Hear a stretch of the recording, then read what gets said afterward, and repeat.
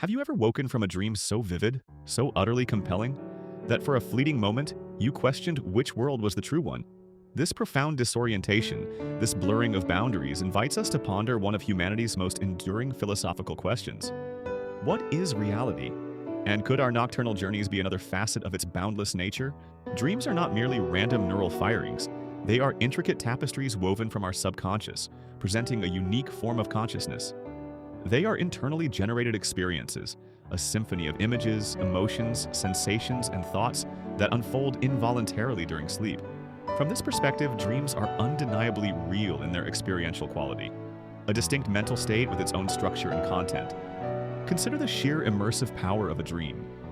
You might feel the wind, taste a forgotten flavor, or experience profound joy or terror with an intensity that rivals waking life.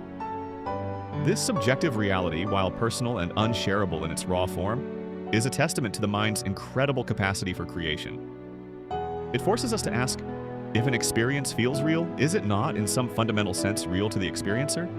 While dreams can feel incredibly real, a crucial distinction often emerges upon awakening: the ability to differentiate them from our waking reality. This reality testing is a cornerstone of our everyday understanding of existence. We check for consistency, verifiability, and shared experience. A dream by its very nature often defies these tests. Yet, what if this distinction is merely a habit of our waking minds? What if the rules of one reality do not apply to another? The very act of questioning the realness of a dream suggests a deeper philosophical inquiry into the criteria we use to define reality itself. Is it coherence, shared perception, or something more elusive? Dreams are but one example of altered states of consciousness, alongside meditation, drug-induced states, or even intense creative flow.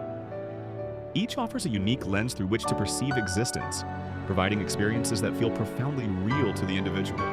However, their accessibility and verifiability differ significantly from our shared, consensual waking reality. This raises a fascinating question for the science community and philosophy students alike. Are these altered states merely different modes of processing information within the brain, or do they genuinely offer glimpses into alternative dimensions of reality?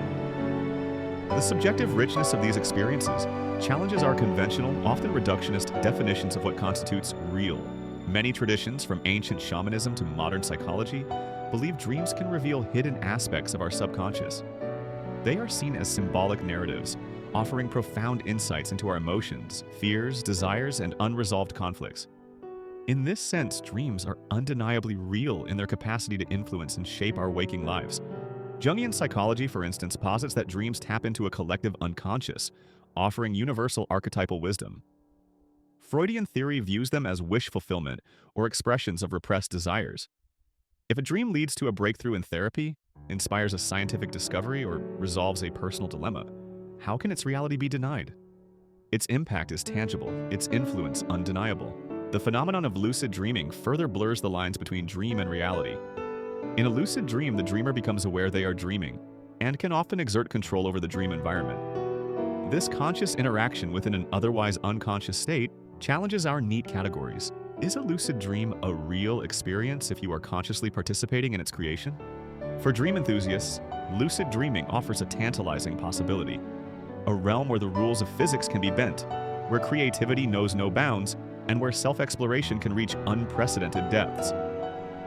It suggests that consciousness itself might be the fundamental reality, capable of manifesting diverse experiential landscapes, whether waking or dreaming. From a scientific perspective, dreams are products of brain activity, involving complex neural networks and neurotransmitter interactions.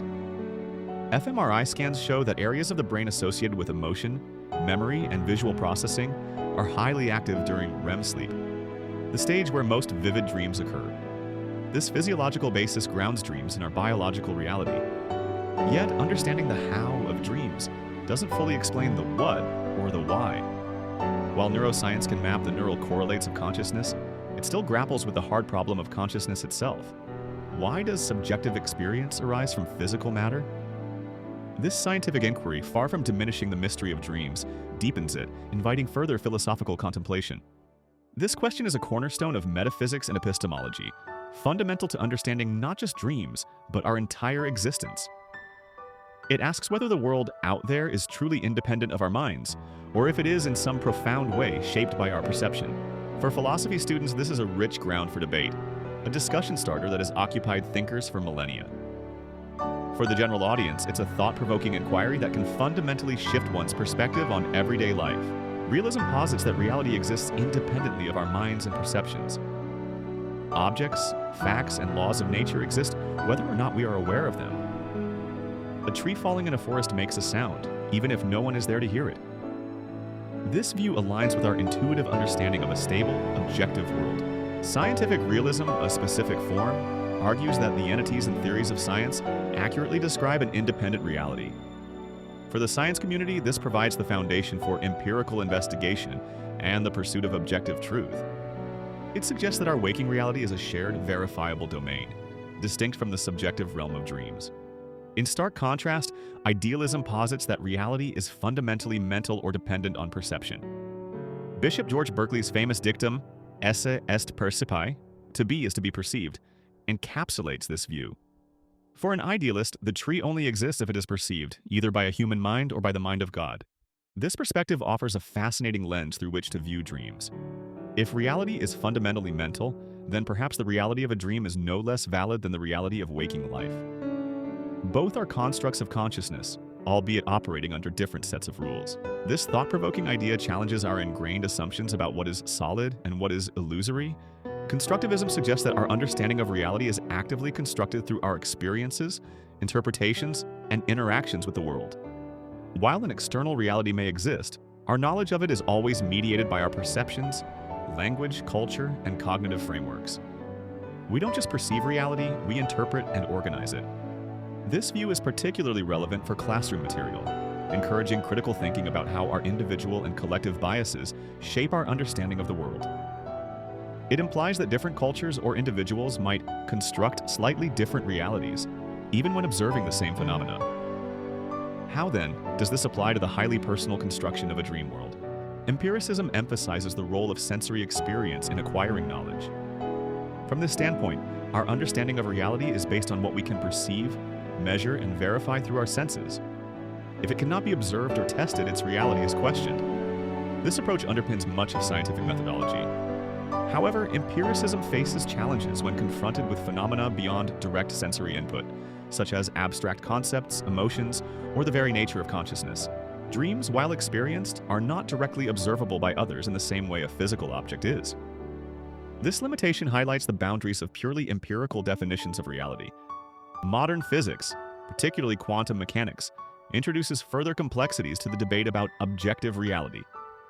Concepts like the observer effect, where the act of observation influences the state of a particle, and wave-particle duality, where particles can behave as both waves and particles depending on how they are measured, challenge classical notions of a fixed, independent reality.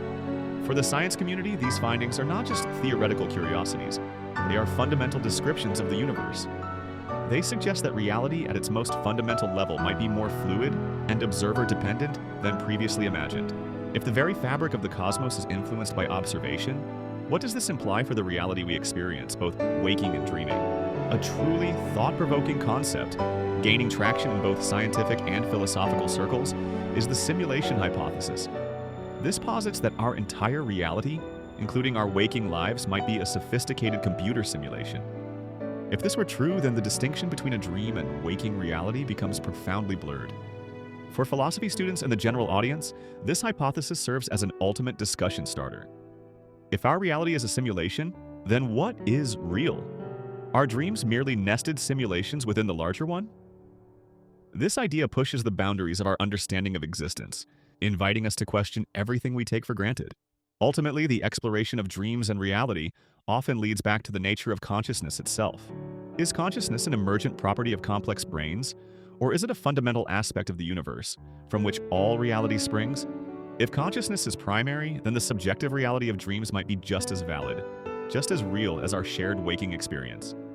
This philosophical inquiry is not just academic, it has profound implications for how we understand ourselves, our place in the cosmos, and the very meaning of existence. It encourages personal reflection on the nature of our own experiences and the boundaries of our perception. Perhaps dreams are not another form of reality, in the sense of a separate, objective world, but rather a unique mirror reflecting the reality of our inner landscape. They are a testament to the mind's incredible capacity for creation, for processing, and for experiencing. They are real in their impact, real in their subjective vividness, and real in their potential for insight. Whether reality exists outside of perception remains a complex, multifaceted question with no definitive answer. The journey of exploring these ideas, however, is profoundly enriching. It deepens our understanding of consciousness, challenges our assumptions about existence, and opens our minds to the boundless possibilities of what real might truly mean. This exploration is just the beginning. We invite you to delve deeper into these profound questions. Share your own vivid dream experiences in the comments below. Have they ever felt more real than waking life? Engage in a thoughtful discussion. What is your personal definition of reality? Do you believe dreams offer genuine insights, or are they merely neural noise? Like this video if it sparked your curiosity, subscribe for more mind-bending philosophical journeys, and hit the notification bell so you don't miss our next deep dive into the mysteries of existence. Let's continue to unravel the fabric of reality together.